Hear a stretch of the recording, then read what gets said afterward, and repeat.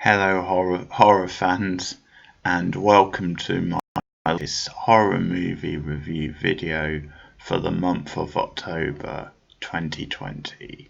This is going to be a recent release, and it's going to be my thoughts on the Shudder original Random Acts of Violence, which came out about one or 2 months ago, so a recent release, and been getting quite a bit of attention because sometimes Shudder films, they get very little mainstream attention. I guess that they sometimes get more sort of smaller, like critical praise, or get talked about a bit amongst horror fans, but that they don't always break out in like the general media. But there were actually some reviews of this in like the press, so it's worth sort of flagging up.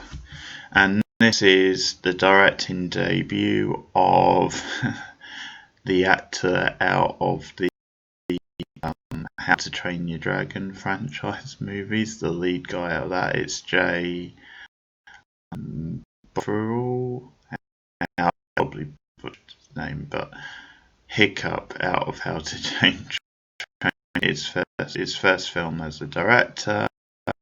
It's based on a comic book, and that's fitting because he is actually about a comic writer, like a comic book writer called Todd, and played by Jesse Williams, who has gained a little bit of like success and has a following. And we see him,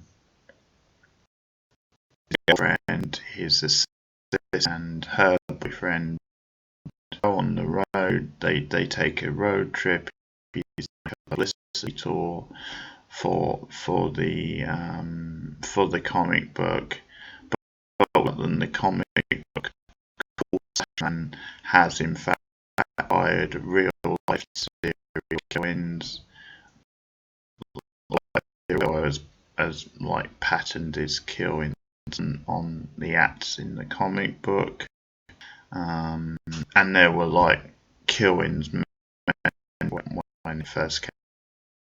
So now Todd is doing like this press tour kind of thing. He does meet and greets and stuff like that. He does a radio at one point, and his girlfriend, played by Jordana Brewster, who not really seen in anything, but people know like films from like sort of 20 years ago, a little bit more maybe.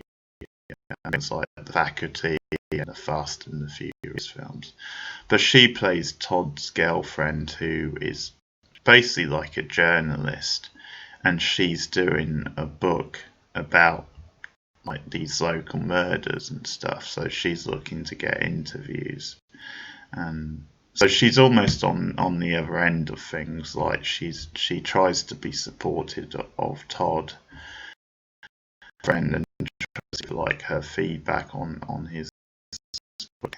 And one of the big things is that he's looking for an ending. He's decided after all these years it's time to bring Slasher Man to an end, and he's looking for an ending. So it's that kind of metaphor to do with how writers struggle to end a series, especially one that's been going on so long. But there's a little bit of a tension there with the girlfriend, because she's obviously coming at things from a more humanistic point of view. Certainly that's what she would say. And along the way he comes under scrutiny for kind of the way he's like, in some people's eyes, the way he's like exploited this, and the influences comic books have had. And the murders start happening again around them, and the heat is turned slowly, and things come to a head with the killer then eventually targeting his friends, and secrets come out. that's the basic premise. And overall, I would say the movie was solid. I think for a directing day, for yeah, pr- pretty good. It's certainly seen a lot, especially for a first movie. I think there are some flashes,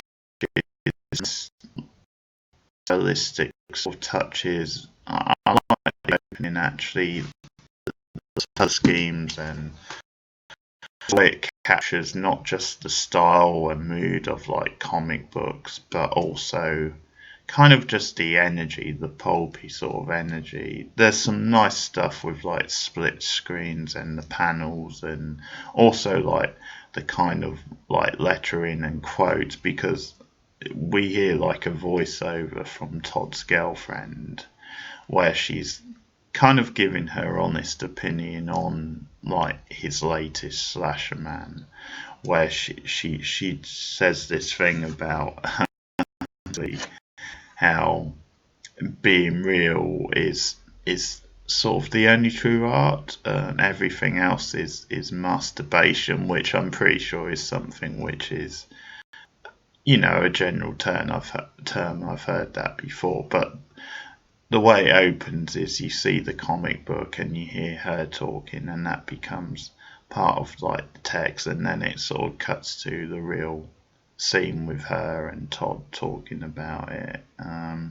So that I think quite done, and I think there are certain. I think overall it's quite a stylistic film. Certainly, as I said, for a first-time feature, it's not too bad. I think there is a mood to it and an atmosphere.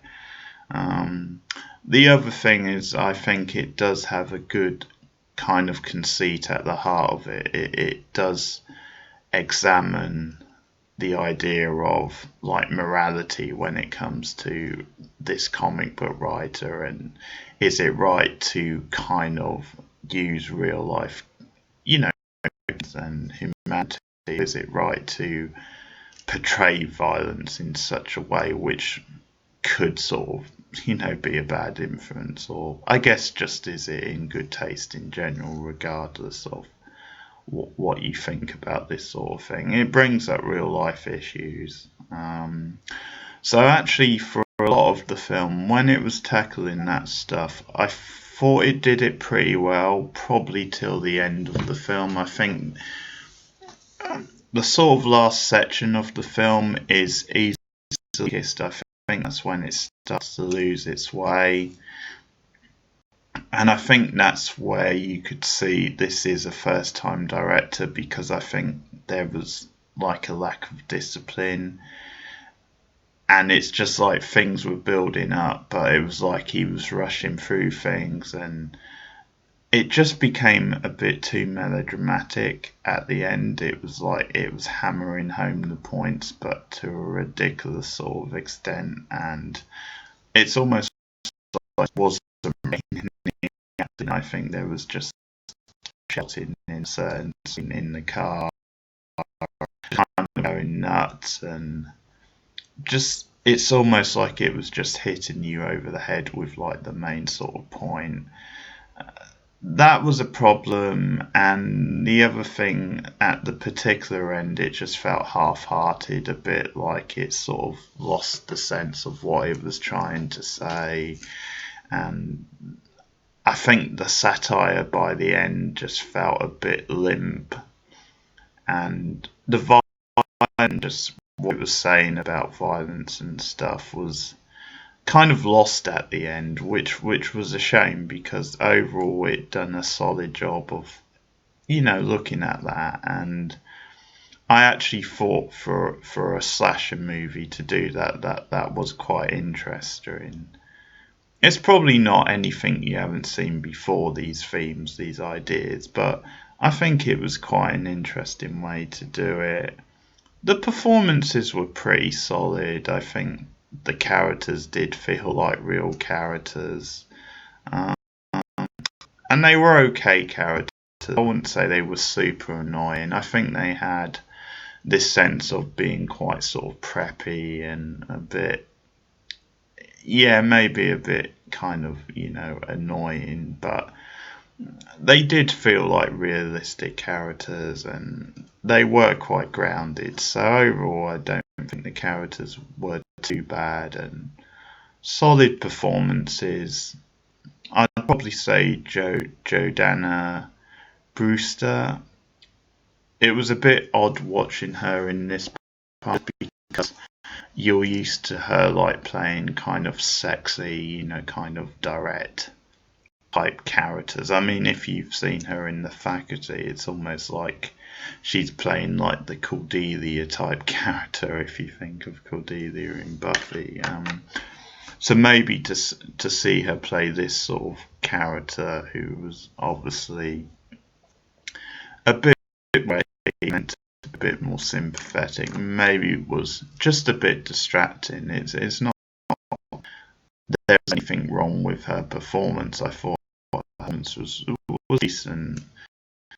The lead guy was good. Also, his assistant, I thought she was all right. She's actually not in the film.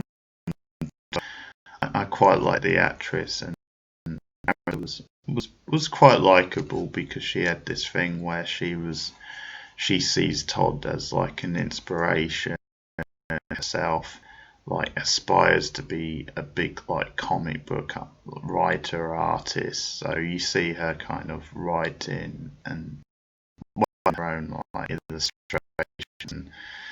I like that stuff. It's like she was being inspired by stuff on the road. But at the same time, at one point she started drawing like randomly a dog, and Karen, who's Todd's girl, like catches her. She's like, she almost apologizes, but she tries to justify it and says, well, you know, really just draw everyday things and stuff, and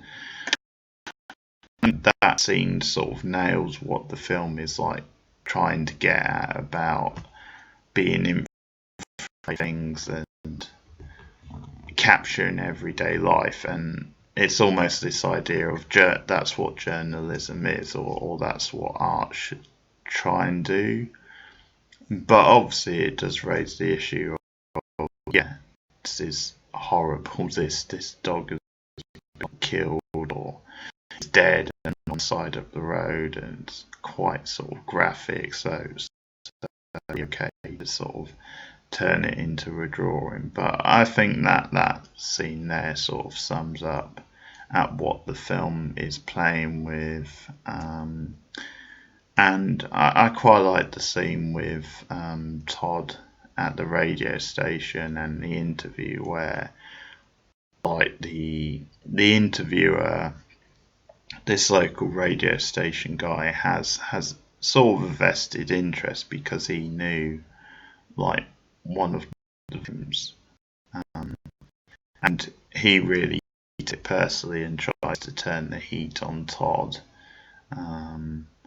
And I think that's quite a good scene because it also does turn the spotlight a little bit on the interviewer, because Todd kind of has a snapback saying, well, it's fine for you to try and use me to kind of gain like viewing figure, well, listenership if you like. And it does sort of poke at those ideas. So I quite like that stuff. There's one really good kill sequence in the film, and of course it is called Random Acts of Violence, and I think that is why the kill scenes are quite spaced out, because the idea is that they're sort of happening randomly and quite brutally, and they probably stand out as making a point. But the best one is definitely the first one, where like the serial killer being inspired is in a mask, and he pretending that he's going to help like these sort of young people who have broken down, and probably he's like slashed their tires or something to cause this. But that's actually quite a tense psychological scene, because at one point he gets out and he's got like his weird sort of mask on, and they kind of get back in the car because they're freaked out, and then he actually starts moving up and down and getting like agitated, and I think that definitely adds to the scene, because at some point he's gonna like attack, and when he does it, it's really well directed, and when he like attacks like the guy in the front seat and he just stabs him repeatedly, it's a really full on visual kill. Um, and I love the whole way it's shot with like the above shot and one of the girls trying to crawl to safety, and then the next day Todd and the rest of them drive past like the crime scene, and it opens up and it shows like he's placed like the bodies all together and they're kind of all like kind of cut apart and stuff, and that's a really powerful shot as well. um, and the next kill is like the assistant, and it's worth mentioning that because what the film does with that scene is it sort of like swerves you, because it focuses on this other couple, which are like they're having a discussion and they're sort of flirting, and it's near where the assistant is. The assistant's just like doing like an illustration on a bench, but because the focus is on them, like the film makes you think it's going to be them to be killed, but then he kidnaps the assistant, and that's when she turns up dead later. Um, but I think gradually as the film goes on, it does lose some of like the tension, some of the impact, and it's not just then. I think the point starts to be less dramatic or powerful. It's then, yeah, I think the violence sort of piles up, but not really in a satisfying way, and it definitely kind of falls to pieces a little bit at the end. I wasn't so keen on some of the twists and the way Todd's past. I just thought that was a little bit forced, although it does play into some of the satire it's going for. I mean, it sort of makes you think the ending, but yeah, I'd say the last sort of 20 minutes of the film definitely the weakest, and it's a shame because it loses its edge, and I think when the film ends up like that, it's